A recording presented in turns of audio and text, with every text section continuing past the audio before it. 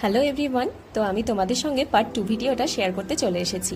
আমি তখন যাচ্ছিলাম নবীন লজ, আর কেয়া আমাকে বলেছিল যে ওর ব্রাইডাল মুকুটটা নাকি বৃষ্টিতে ভিজে ভেঙে গেছে, তাই আমি ওর জন্য এই সুন্দর মুকুটটা প্রসাদ গিফট হাউস থেকে কিনে নিয়েছিলাম। পাপিয়াদি আমার স্টুডেন্ট, আর আমি তো ওর জন্য অপেক্ষা করছিলাম। তখন বেজে গেল 4:45, অনেকটাই দেরি হয়ে গেছিলো। আর দেখো বাইরে কিন্তু এই সুন্দর জাম গাছটা আছে, আর জামগুলো দেখে আমাদের ভীষণ লোভ পাচ্ছিল।